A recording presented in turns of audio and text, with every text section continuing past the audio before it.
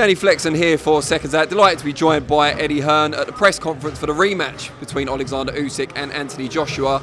How encouraged are you with the mindset from Anthony Joshua, particularly since linking up with Robert Garcia?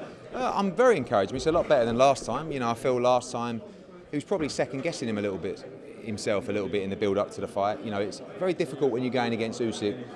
There's like this mirage of what it's really like in there, and I don't think he really went in there with the comfort that he necessarily needed. I think he's got that under Robert Garcia.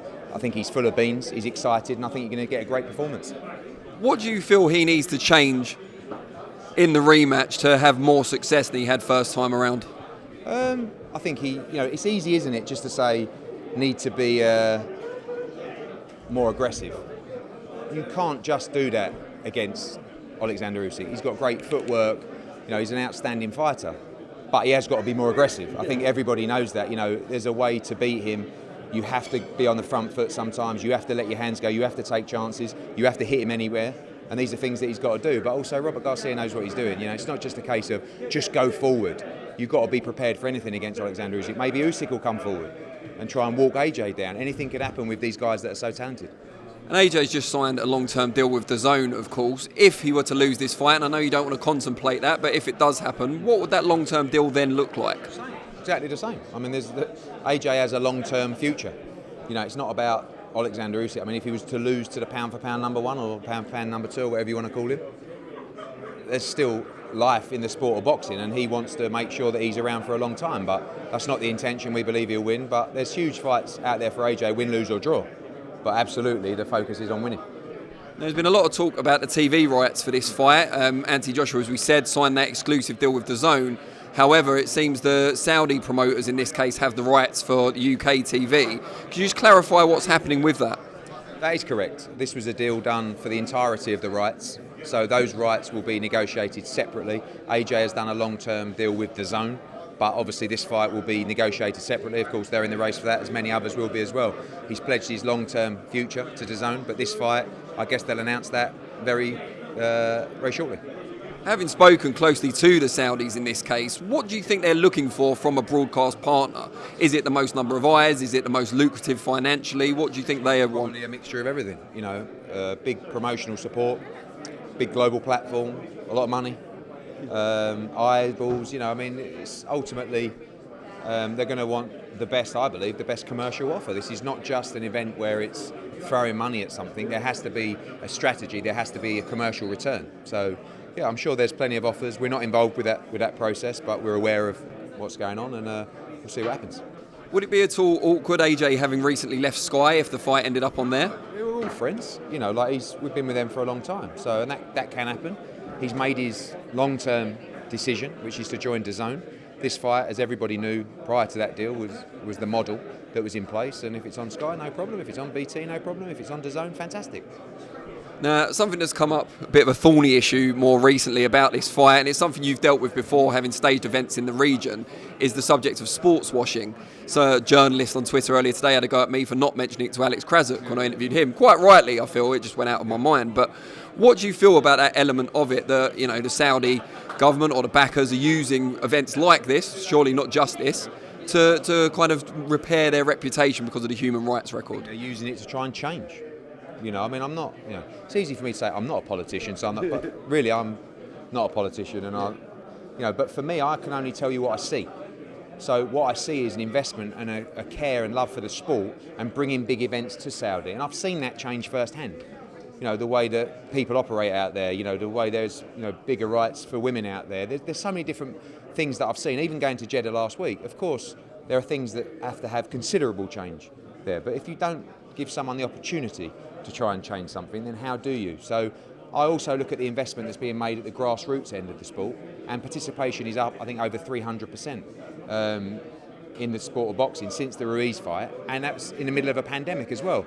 The people who we do the deals with care about the sport of boxing, Prince Khalid and those guys, they're very passionate about it, and it's going to be a big market. Couple that all in with the opportunity for the fighters, which is always the most important thing, and it's a no-brainer for us. Again, I think sometimes when I say it's not golf, I don't think we should just lend ourselves to that. Boxing is dangerous. It is prize fighting at the end of the day, and we have to look for the best commercial opportunities for our fighters. But it's not, we see firsthand the change that's occurring there, and I know the people that are involved in this process who genuinely care about the sport of boxing.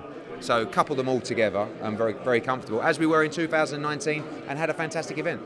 How much of the progress that's already been made in Saudi Arabia and the neighbouring countries do you think is down to having live events there, particularly boxing? Well, I think you need to bring, major attention and focus to the city, and whether you do that via sport or by music or by any other means, ultimately it's good for boxing that you have a country that are investing in the sport of boxing. I can only tell you that the place that I went to last week was very different to the one that I saw a couple of years ago in terms of that change. That has to be a positive thing. There needs to be more change, I'm sure. And there's been some things that have happened in the past that aren't acceptable. But I see people trying to change, and I know that the people involved in this event have a positive mindset, particularly for the sport of boxing. And changing tack, we saw Derek Chisora rock up just before we started this interview. He's got a big fight of his own coming up, the rematch with Kubrat Pulev. What's the interest been like so far, particularly after the face-off went out on your YouTube channel, Matchroom's YouTube channel? Yeah, well, that was me doing the face-off, which was good. It was good. This is a very good heavyweight fight. I think there's a lot of fights going on at the moment, and this is a very, very good one. I think of the upcoming immediate schedule, a very good heavyweight fight, a 50-50 fight, a rematch. Del Boy has to really win it for his future, I believe, and he'll be doing everything he can. Good card as well, particularly Madrimov against Soro, which I know is a hardcore fight fans fight, but a really, really good fight. Kevin Agyarko, Felix Cash, Fabio Wardley, many others on the card, Ramla Ali as well, but obviously Chisora Pulev, must-win heavyweight fight for both. Now, the victor out of AJ and Usyk in the rematch, who do you see as kind of the top three, say, of the chasing pack?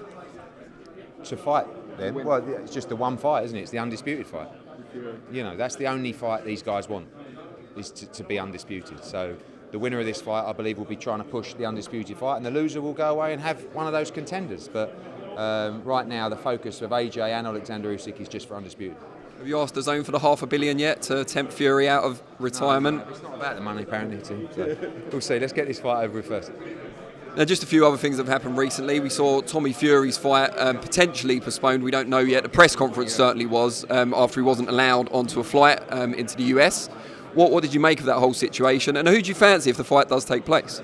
I think that, it's a 50-50 fight. I think as well, him not getting into the US, that puts the fight out, basically, for August 6th, as far as I know. But I'm not too sure. It's a shame. It's quite interesting. It wasn't Ali Fraser, but it was a 50-50 fight, and I think a lot of people would have watched, but we'll see what happens. Is the whole thing of people being refused entry, we've seen it with Tyson Fury according to his dad as well, and now Tommy and other figures in boxing rumoured to have been refused entry to the US.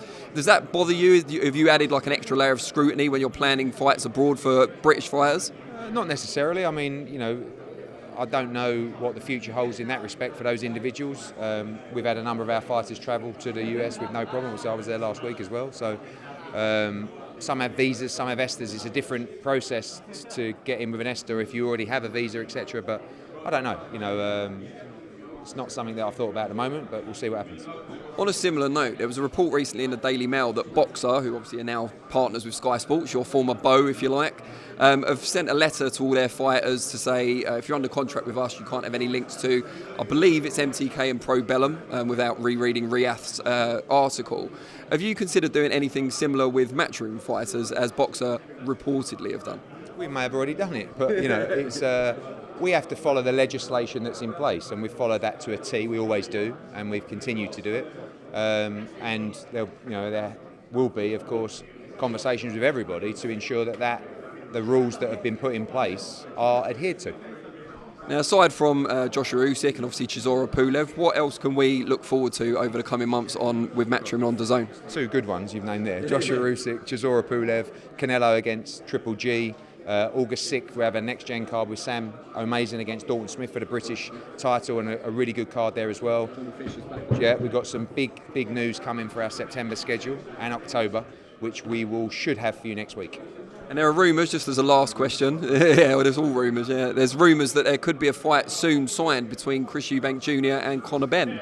Is there any truth to that? There's negotiations going on for his next fight. That fight, listen, I'd love to make that fight, but I don't know. It's always been a little bit of a, dream fight, but Of course, there's always talks about it, but I think it's likely you'll see him in with someone else in October. Eddie, always a pleasure. Cheers, mate.